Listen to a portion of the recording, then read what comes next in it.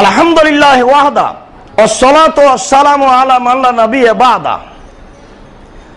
আবু হুরায়রা রাদিয়াল্লাহু তাআলা আনহু বলেন, রাসূল সাল্লাল্লাহু আলাইহি ওয়াসাল্লাম বলেছেন, আল্লাহ তাআলা জিজ্ঞাসা করলেন আমাদের নবীকে, হাল তাদরি ফিমা ইখতাসিমুল মালাউল আলা, আপনি কি বলতে পারেন যে উপরে কোন বিষয় নিয়ে হইচই করছে? কোন এক সময় আল্লাহ তাআলা আমাদের নবীকে বললেন। আমাদের নবীকে আল্লাহ সরাসরি কথা বলেননি, ওটা মুসা আলাইহিস সালামের সাথে সরাসরি কথা হয়েছিল, জিবরাইলের মাধ্যমেই হয়েছে। আল্লাহ তাআলা আমাদের নবীকে বলছেন, আপনি কি বলতে পারেন ফিমা ইখতাসিমুল মালাউল আলা, উপরে কি বিষয় নিয়ে হইচই হচ্ছে?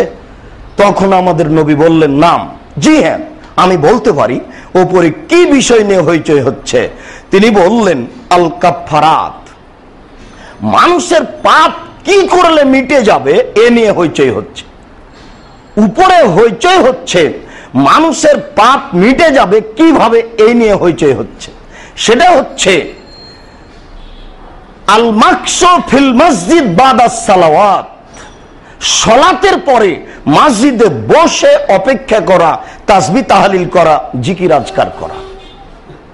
অবাক হতে হয় আপনাদের জন্য, আপনারা সবাই সচেতন মানুষ, কেন জানি আপনাদের তাকদিরে এমনটা ঘটে না যে 2 রাকাত 4 রাকাত 6 রাকাত 8 রাকাত 10 রাকাত 50 রাকাত সালাত আদায় করার পরে স্ব স্থানে চুপে চুপে বসে তাসবিহ তাহলিল জিকির আজকার করা।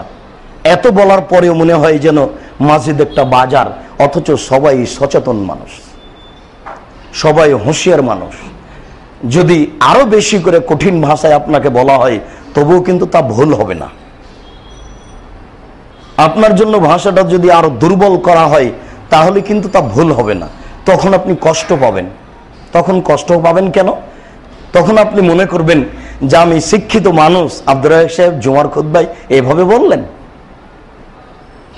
তাহলে তো এটাও বলা যায় যে শিক্ষিত মানুষকে তো একদিন বললেই যথেষ্ট হয়। যারা আপনারা মহিলা মুসল্লি এসেছেন তারা আগেই এইভাবে জায়গা নিয়ে বসে থাকবেন।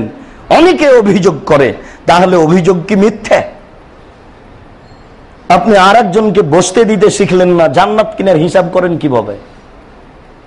জি, আপনি আর একজনকে ভালোবাসতেই শিখলেন না, গণতন্ত্র মসজিদে ঢুকে আছে। আশ্চর্য!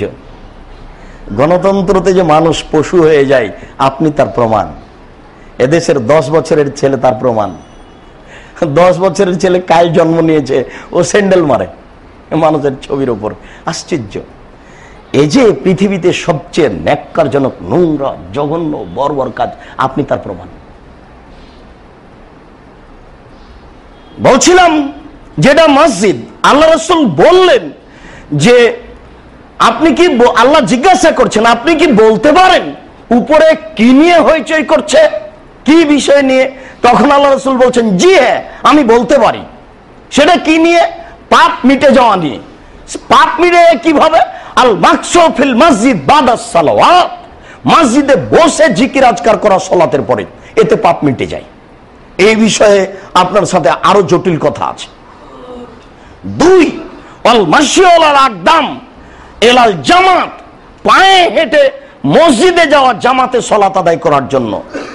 এই কাজে মানুষের পাপ মিটে যায়। আরো কথা আছে।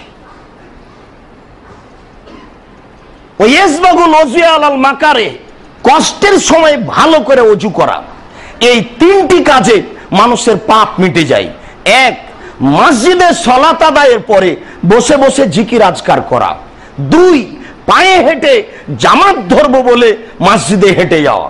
3, কষ্টের সময় সুন্দর করে ওযু করা। এই পর্যন্ত বলার পরে আল্লাহ রাসূল বলছেন, ফামান ফালা যালিকা, যেই ব্যক্তি এই কাজ করলো, আশা ফি খায়রিন ওয়া মাতা ফি খায়রিন, সে বাঁচলো ভালো অবস্থায়, মরলো ভালো অবস্থায়। যদি এমনটা করে তাহলে তার জীবনে বেঁচে থাকা ভালো, তাহলে তার জীবনে মরে যাওয়া ভালো।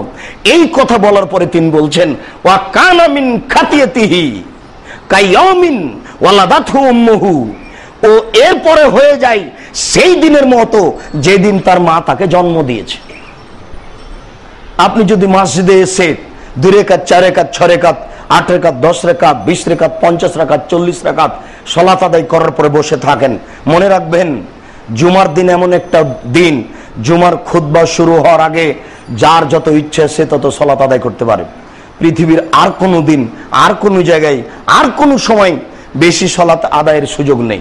তবে কাবা ঘরে কত রাকাত সালাত আদায় করবেন, কখন করবেন, এই ব্যাপারে কোনো বিধিবিধান নেই। কাবা ঘরে গিয়ে বেশি কোরআন তেলাওয়াতের চেয়ে বেশি সালাত আদায় করা ভালো। কেন? ওখানে বেশি সালাত আদায় করলে লক্ষ গুণ বেশি নেকি হবে, কিন্তু ওখানে গিয়ে কোরআন তেলাওয়াত করলে অক্ষর প্রতি বেশি নেকি হবে এই কথা নয়। পৃথিবীর যেখানে কোরআন তেলাওয়াত করবেন সেখানে অক্ষর প্রতি 10 নেকি হবে। কিন্তু কাবা ঘরে গিয়ে যদি সালাত আদায় করেন তাহলে অনেক অনেক অনেক অনেক অনেক বেশি নেকি হবে। তা কাবা ঘরের বিষয়টি একেবারে ভিন্ন। এছাড়া পৃথিবীতে আর কোনো জায়গাতে আর কোনো সময়ে সীমাহীন সালাত আদায়ের সুযোগ নেই। শুধুমাত্র জুমার দিন জুমার খুতবা শুরু হওয়ার আগে আপনি সীমাহীন সালাত আদায় করবেন। কি করে আমার আপনার বুঝে আসলো যে সালাতের পরে সালাম ফিরেই আরেকজনের সাথে কথা বলতে লাগলাম, অথচ মসজিদ, অথচ সবাই সুন্দর হুঁশিয়ার সচেতন মানুষ।